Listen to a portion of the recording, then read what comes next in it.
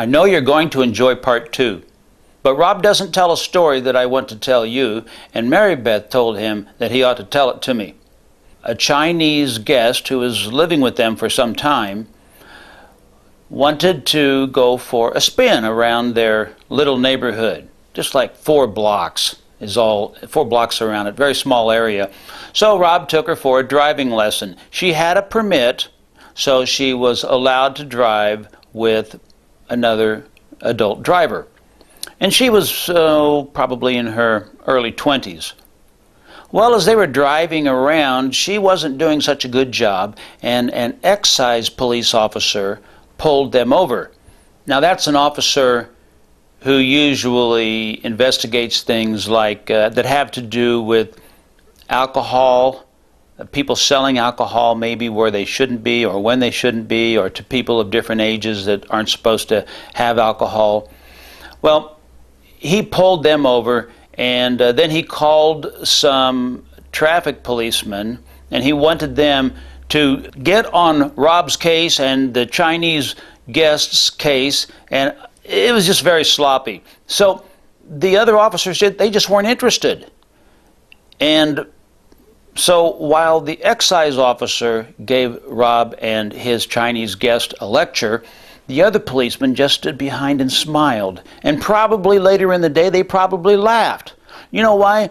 Because they knew that this was a time to welcome somebody into our country, to help this young woman understand our laws or our streets. I mean, this was a very different experience for her. It was not a time to get on her case. She was terrified because one of the last things immigrants want to do is to be pulled over.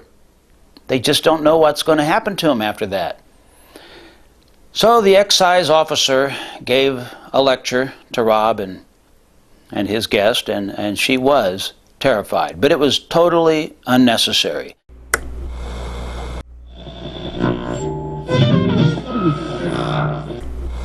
We observed what we called a 6-month rule, which was with the students when they arrive here, of course they're in cultural shock, they're terribly homesick, and at first, America is this terrible country and they just want to go home. Within 6 months, 99% of them or 95% of them would like to stay here forever. And you say, well, what about their patriotism? Well, let me give you an example. A Filipino couple, they came here and wanted to stay, or wanted to do anything to be able to stay in this country. And we got to know these people very well, by the way. And I felt like I wanted to ask them, well, you know, what's so bad about the Philippines that you don't want to go back there? We were able to get them to open up and really answer that question one day, and they explained it to my satisfaction. They said, if we had to go back right now, we would be panhandlers. There is such a dictatorship there. What's panhandler? Oh, okay. Well, they would just be practically beggars on the street, in other words. There's no place for them in that society. Educated people, you know, they had a child by that time, and there was just no place for them to fit in that society because of the totalitarian structure. They were either stay here in America or go back and be very, very poor. So they would have, in other words, wasted their time getting a college degree. Is that what you're saying? Yeah, it would have been a waste, and they would have been practically starving. So they wanted to stay here and put their degree to use. Now, what happened to them? The husband had what you call a green card. You know, he was able to stay here indefinitely already. The wife didn't, and it looked as if she was going to have to go back to the Philippines by law, and there was no escaping it. That's the way it seemed for a while. Rather than him go back with her, they were going to split up the family. And again, at first I couldn't understand it.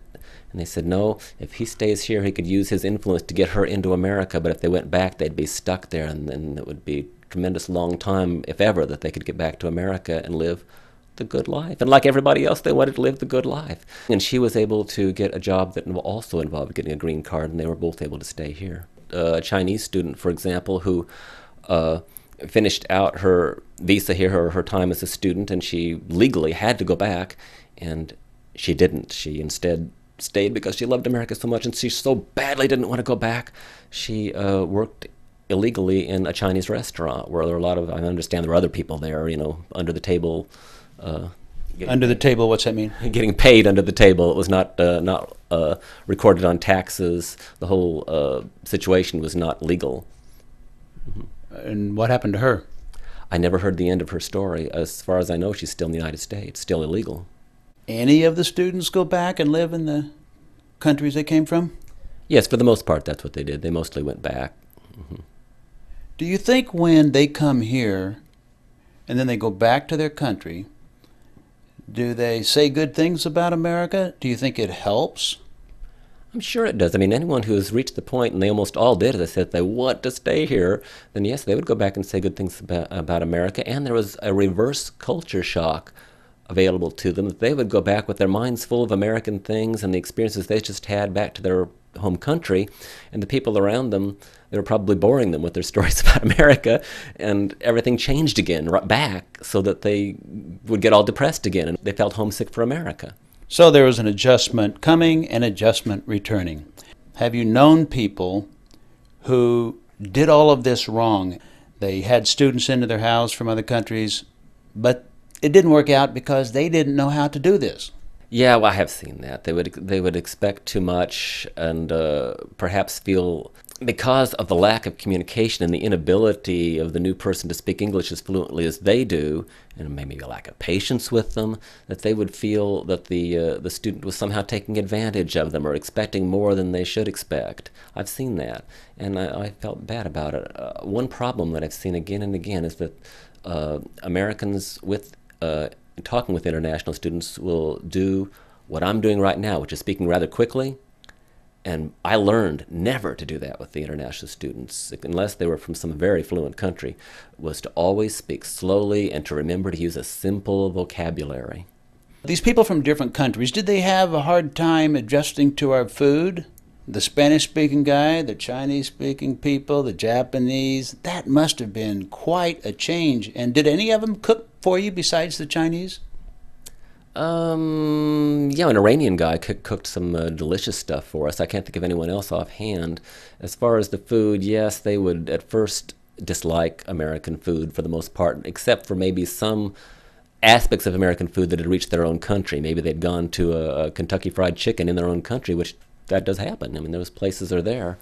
But the 6-month rule went there too, but by the 6 months they pretty much liked American food almost as well as the home food.